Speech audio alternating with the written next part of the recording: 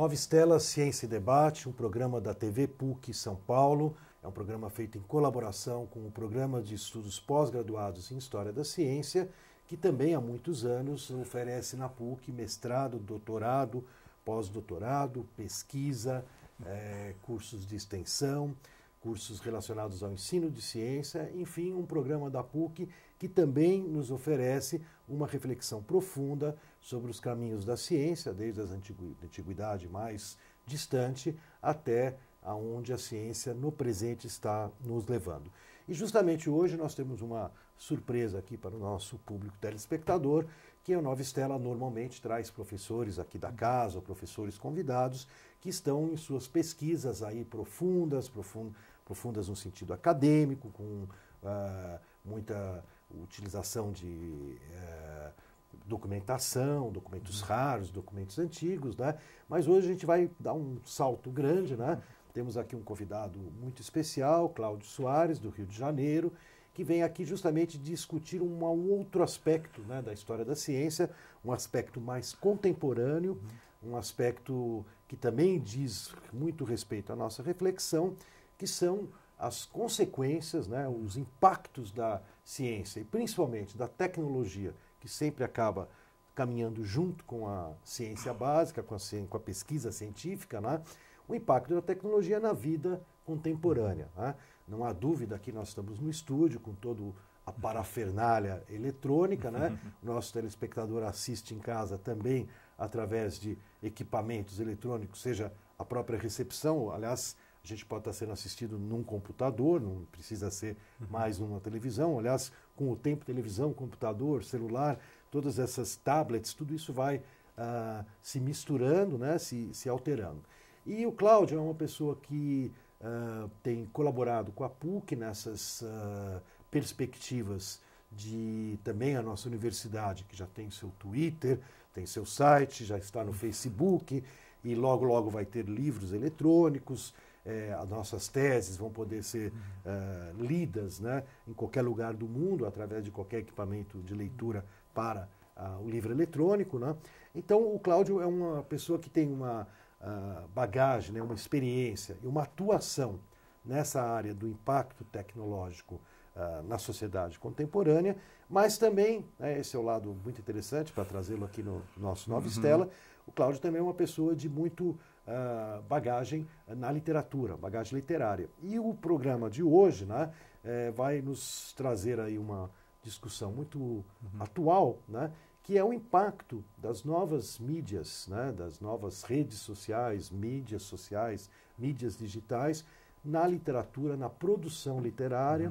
Então, muito bem-vindo, Cláudio. Nova Estela gosta de ser bastante flexível, né, e a gente poder trazer pessoas da ponta da pesquisa para a ponta da aplicação.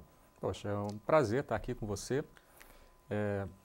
O convite me chegou e eu fiquei muito contente, né, pelo convite e interessado mesmo em debater essa questão com você. Como você falou, eu tenho assim, uma experiência um pouco prática, né, nesse sentido de pensar e tentar sugerir, né, novos formatos para o que naturalmente a gente entende hoje como a atuação de um escritor e dos leitores também em relação a essa interação com os livros, né? E como eu tenho uma experiência aí profissional também nessa área de redes sociais, de mídias sociais, né, já há alguns anos, de gestão de conteúdo, eu vi naturalmente que havia a possibilidade de fazer uma interseção, né, entre esses dois mundos, né, que na verdade estão no nosso dia a dia, principalmente da nossa sociedade, né, atualmente. E já há algum tempo eu tenho discutido através de blogs, né, a questão da tecnologia aplicada, né, à leitura e à escrita. E de tempos em tempos eu sugiro ou proponho assim, algumas experiências em relação, experiências práticas, né, de como a gente poderia fazer a integração da tecnologia nesses processos, né, tanto de leitura e escrita. E quando você me convidou, eu sinto muito contente, né, de estar aqui no ambiente da PUC, né, com quem a gente já tem colaborado também em outros projetos, e estou aqui à sua disposição para a gente debater Então vamos começar pelo que você já mencionou, né? E Uhum. que obviamente vai ser de interesse o público universitário, tanto da PUC como de todo o Brasil, todo o mundo, né? É um público cada vez mais blogueiro, né? Cada vez mais atuante, né? Quais as possibilidades que você vislumbra, tanto pela tua experiência como a tua projeção para o futuro, para alguém que gosta de escrita, gosta da leitura, atuar nesse mundo onde, né, qualquer um pode criar um blog, pode blogar, né? Então, você falou que já tem algum background, né, nessa área. O que muita gente fala de criação coletiva, tudo, dá uma pincelada para nós aqui no Nova Estela sobre essa criação literária, essa possibilidade de leitura de textos que não são mais mediados nem pelas revistas, jornais, livros do passado, né? Já são agora disponibilizados de outras maneiras, né? Isso tem os blogs, eles têm realmente essa questão do dinamismo, né? E também, principalmente, da possibilidade de você mais facilmente acessar os seus leitores, né? Claro que todo um processo editorial que nós normalmente associamos, né, vamos chamar assim, a tecnologia impressa, né, uma tecnologia que já está conosco já há muitos anos, né, 600 anos, ela permanece, só que agora com a possibilidade de você ter um dinamismo maior, tanto na produção do texto, através do uso, né, dessas ferramentas todas que nós temos à disposição. E quando a gente fala de blog, a gente tem que entender que está inserido num contexto mais amplo, né, da Web 2.0, em que você tem tanto os blogs, tanto as redes sociais, os programas de rede social, né, e outras aplicações, que podem ser usadas, sim, para esse processo de leitura e de escrita. Eu acredito que com as novas gerações, principalmente do ano 2000 para cá, a gente tem notado que os escritores, que os professores, né, têm usado muito também a ferramenta blog para poder disseminar informação, para poder atingir o seu público. E eu entendo assim, que isso, de alguma forma, impacta também o processo, né, de escrita e de produção, claro. Ainda mais hoje que nós observamos, né, uma adoção já bastante importante, né, de tecnologias, de tablets, de e-readers no Brasil, inclusive no Brasil. A gente observa que isso tem a possibilidade de você estar criando, de repente, um público leitor com algumas outras atividades que incorporando as anteriores, mas também sugerindo outras. Isso, de alguma forma, já há alguns anos, né, desde o momento que eu criei um blog chamado Ponto Lit, em 2007, onde eu tenho o Ponto Lit, né, o Lit seria de literatura, no sentido de tentar realmente imaginar como seria essa literatura através desse ambiente de web, principalmente web 2.0, porque na época a gente ainda não tinha muito o conceito dos tablets, né, que eu acredito que ajudam muito, porque a partir dali você tem um dispositivo móvel, né? Você acrescenta uma mobilidade que eu acho muito importante para quem quer ter acesso à informação. Na década de 90, início da década de 2000, nós acessávamos a internet muito através de desktops, né, de notebooks, e agora a internet começa a ficar mais ubíqua, né? Então, nós acessamos via celular, nós acessamos via tablet, e isso, de alguma forma, faz com que a leitura tenha essa característica que tínhamos com os livros, né, que é essa mobilidade, você poder carregar, né, esse universo e esse hobby, essa característica, né, seja para estudo, seja para entretenimento, com você. Agora, tem outros recursos que nós começamos a ter a possibilidade de explorar através da tecnologia. Eu lembro que esse assunto me chamou muito a atenção na época quando a Microsoft, assim, historicamente, começou a tornar na estratégia da empresa a importância da leitura.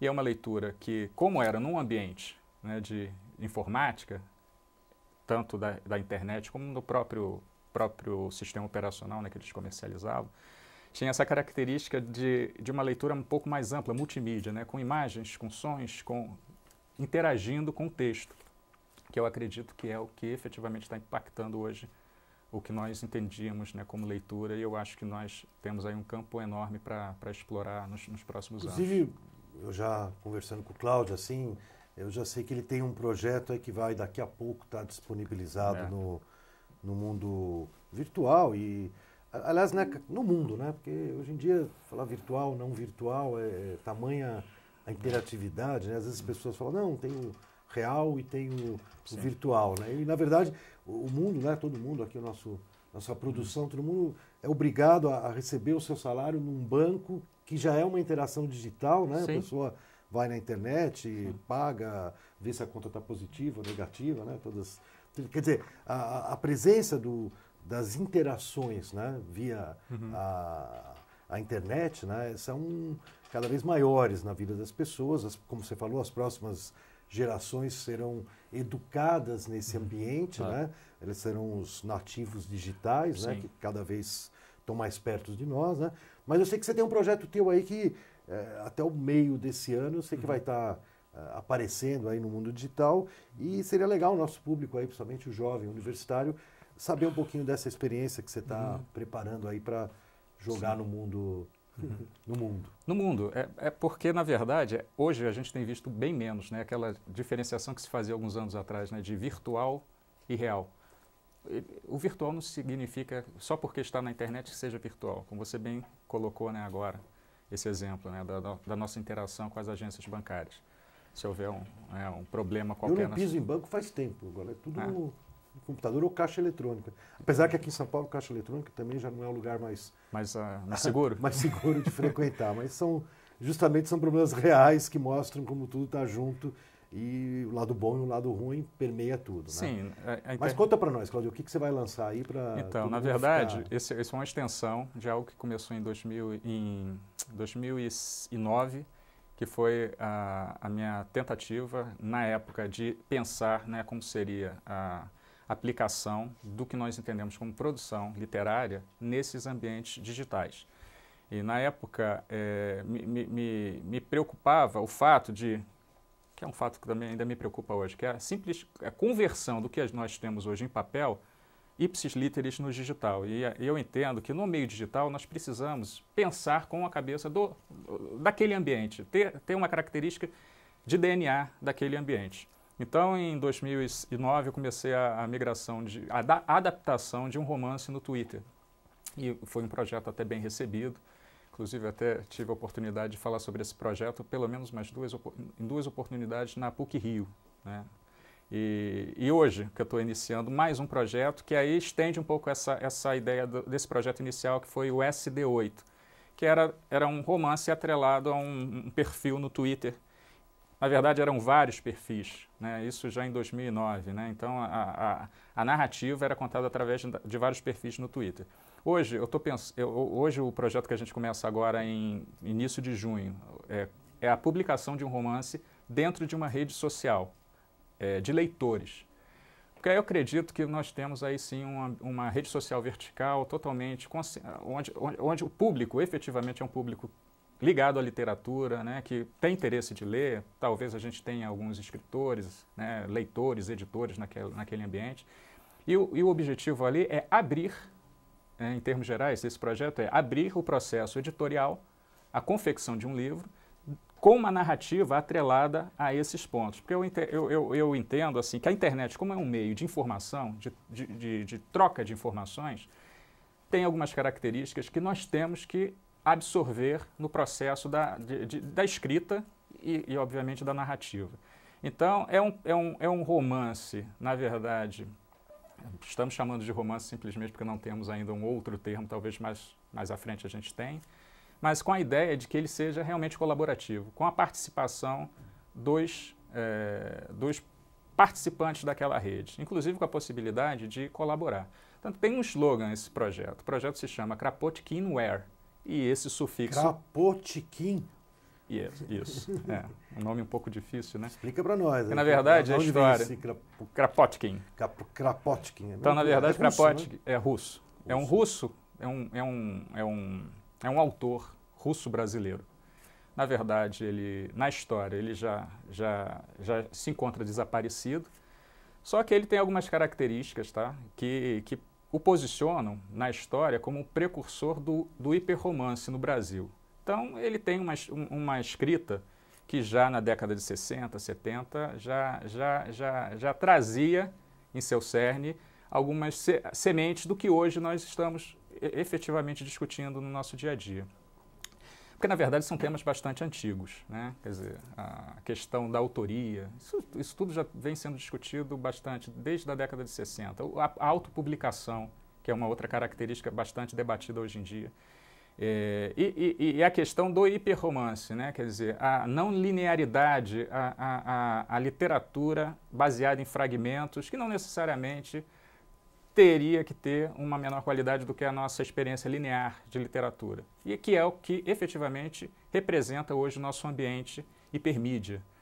E que nos abre, inclusive, a possibilidade, dependendo, né, de como nós implementemos isso, de pensar também em outros dispositivos de leitura de uma forma um pouco mais clara, que é uma coisa que talvez hoje a gente não consiga, pelo menos no Brasil, a gente não consiga ainda ter isso muito claro. É como a gente pode, por exemplo, ler em celular. Já são 200 milhões de celulares vendidos, mais de 200 milhões de celulares vendidos no Brasil. Então, assim, é uma plataforma de publicação e de leitura que nós precisamos entender como, né, usar. Quer dizer, a leitura em si, ela é bastante ampla, né? Então, acho que também permitiria uma experiência de leitura bastante aprazível nesses dispositivos. Então, basicamente, falando do slogan desse projeto, é acessar, conectar, interagir, colaborar e publicar. Que é um outro conceito que eu gostaria também de explorar, e vamos explorar nesse projeto, é a publicação sob demanda. Então, na verdade, a partir do momento que eu tenho leitores... Explica para a turma aqui, porque Sim. É um conceito novo, né? Talvez nem todo mundo esteja familiarizado, né? Aliás, vários conceitos que você falou, a gente vai ter que dar uma aprofundada. Mas vamos pegar esse que você falou no final. Então, a gente tem todo esse processo novo de criação, interação, colaboração... E como você falou, e no final a gente tem a publicação, que pode ser digital, né? Quer dizer, a pessoa vai poder ler o romance no celular dela, no tablet dela, no computador dela, no notebook dela, mas tem essa questão da demanda, que você falou sobre demanda. Então explica um pouquinho o que é isso, que acho que o pessoal ainda não está familiarizado, né, todo mundo. Na verdade, se nós analisarmos hoje o uso, né, do Facebook, do Twitter e de outras redes, a gente vai observar uma espécie de narrativa que não necessariamente é a narrativa que nós estamos acostumados a ver nos romances ou em livros que sejam de ficção ou não ficção, né? Uma narrativa que é baseada em algo que aconteceu no passado. A ideia dos status updates, né, que é o conceito ali que está envolvido naquela timeline, né, que a gente tem nas redes sociais, onde você indica, né, o que está acontecendo ou indica... Pode tudo, ser né? Tudo, né? Você, na verdade, você tem um campo aberto para você dialogar, né? Então, ali o conceito, nesse projeto, é a literatura, uma narrativa, é um diálogo de autor e leitores. Então, a partir do momento que o leitor dialoga, ele consegue também incorporar ideias nesse processo. É claro que a publicação, o meio de publicação da rede social, ele é uma fase de um projeto que pode, inclusive, acrescentar um processo editorial tradicional que vai ser pegar um material e selecionar desse material algo que possa ser publicado em impresso, que é um registro mais firme, né, mais fixo. Essa proposta da impressão sob demanda nos ajuda a não ter, por exemplo, que gastar muito financeiramente na publicação, por exemplo, de milhares de exemplares, como é mais ou menos o modelo que nós utilizamos até o impacto da tecnologia também nesse processo. Então, hoje é possível, através inclusive de algumas empresas nacionais, né, já oferecendo esse tipo de solução, imprimir um exemplar de um livro, né, físico com bastante qualidade para um único leitor, sempre utilizando a própria rede social, os sites, né, de venda de livros, né, como um intermediário para que os leitores possam acessar essas informações. A saída, né, a impressão desse conteúdo, ele pode ser, claro, em papel, como também poderia ser, porque até o conceito é bem próximo, né, também em livros eletrônicos. Então, mas assim, o leitor, o poder, na verdade, de escolher está na mão do leitor. E a partir do momento que o leitor entra nesse ambiente, que a gente poderia até, em um determinado momento, até associar ao que hoje também se conhece como transmídia, já que a gente tem várias mídias envolvidas nesse projeto, e que em geral a gente vê a transmídia mais associada à imagem, né? Quer dizer, a gente vê muito as TVs, o cinema utilizando a transmídia, mas eu acho que a transmídia é um conceito importante também, que pode ser já usado pelos autores, né, dos livros, né, da narrativa de texto, incorporando, claro, elementos gráficos, de áudio, né, de vídeo, dependendo, né, da narrativa que esteja sendo contada.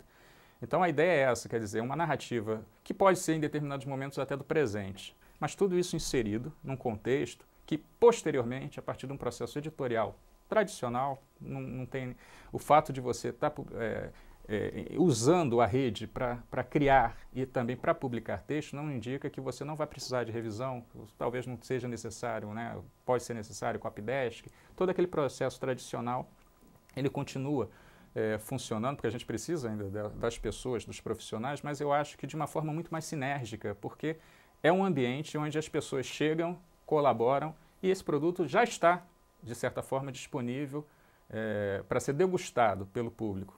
Eu gosto de chamar mesmo de diálogo. Na verdade, é um evento ou vários eventos que vão ocorrer dentro dessa rede social. A rede social é o livreiro, né, do Infoglobo, né, que é uma rede social importante, já tem aproximadamente 200 mil integrantes, né, nessa rede. E, assim, público bem jovem, né, também. Público bastante jovem.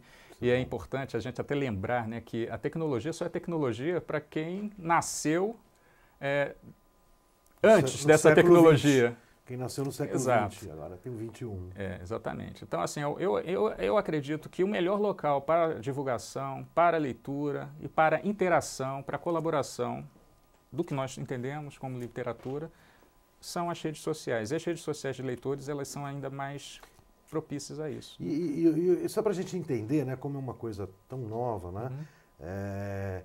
O teu papel nesse projeto, junto ao livreiro, né? Então, o livreiro, para o pessoal que não conhece, né? Então, é um site, é um portal, né? Onde o público leitor, né? Os leitores, criam até, né? Uma coisa bacana, né? A sua estante de leitura, né? Para que outros jovens, né? Possam saber. Então, conhece lá a Maria, que conhece o José, que conhece o João, e conhecer as pessoas, como ele falou, né? É um diálogo, né? A gente conhece as pessoas através da comunicação, né? E essa comunicação permite que eu visite, né? Então eu conheço o Cláudio lá no livreiro, eu posso olhar qual é a estante do Cláudio, né?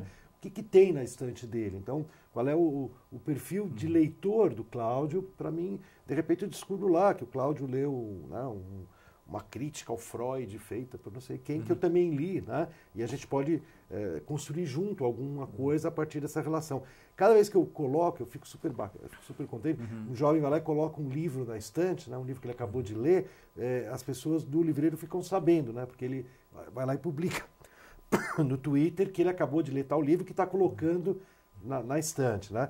Então, você vai atuar nessa rede, né, no Twitter, né, que é o livreiro, né, @o_livreiro, né, e o teu papel, é isso que eu te falo, você quando com esse projeto novo, né, de uma escrita coletiva, né, o teu papel a gente chamaria do quê? De um editor, de um provocador, né? Interessante para a gente tentar entender, aqui na PUC a gente vai estar, obviamente, sendo assistido por muitas pessoas que estão, ao mesmo tempo que estão vivendo tudo isso, né, estão fazendo uma reflexão, né, mais teórica, mais conceitual, sobre o que está acontecendo. Então, por exemplo, uma das coisas que me chama a atenção, né, é o surgimento de novos personagens, né, não personagens do romance, né, mas personagens no meio social, né, que são pessoas que começam a atuar, né, nessas redes, né, tendo um papel que a gente, como você falou, a gente não tem bem o nome, né, o cara é um editor, é um escritor, né? Então, o teu papel nisso que é o estimulador, é o direcionador, é o criador da experiência? É um pouco disso tudo, né? Na verdade, existe uma versão que eu até, para fazer uma associação com o mercado de software, que é onde eu me criei profissionalmente, eu chamo de a versão padrão ou versão default, que é a minha história, a minha visão dessa história como autor. Mas nesse ambiente, na verdade, eu participo mais como um organizador dessa experiência, né? E, na verdade, esse conceito, esse exemplo que você fala, né, de todas as atividades dos leitores, né, e também dos autores nesse ambiente, elas são registradas e são também distribuídas nessas redes mais populares, né, de redes sociais mais populares, é porque existe uma integração desse ambiente todo.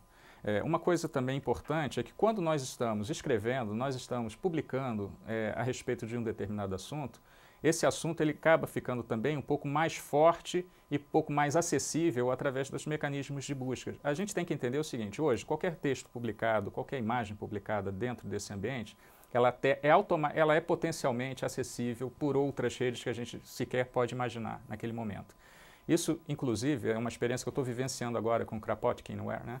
Que como é um tema que é muito, eu reconheço até um pouco, é novo e ainda incerto. Nós ainda não sabemos exatamente, né, quais as possibilidades disso. Mas eu já tenho observado, por exemplo, que nativos da língua espanhola, porque tem uma proximidade, né, porque eu estou escrevendo basicamente, esse projeto estou escrevendo basicamente em português, se interessam por essa questão que está sendo levantada. Então já tem muita gente assim, que está já, inclusive, colaborando no projeto da Argentina, da Espanha. Então isso... Quer dizer, na verdade, o teu projeto rapidamente deixa de ser brasileiro para ser internacional. Cláudio, a conversa está caminhando super bem e eu tenho certeza que a gente vai ter que voltar aqui no Nova Stella, né? Não vamos poder concluir num único bloco, num único programa, essas questões todas que estão surgindo com, no fundo, né? Aí foram os cristais, né, que foram conhecidos desde os alquimistas, desde a antiguidade, né, e que foram permitindo toda essa miniaturização, essa coisa cada vez minúscula da gente ter tanta informação, tanta possibilidade na nossa mão. Nova Stella Ciência e Debate encerra esse programa e com certeza terá o Cláudio Soares conosco em breve para mais um programa.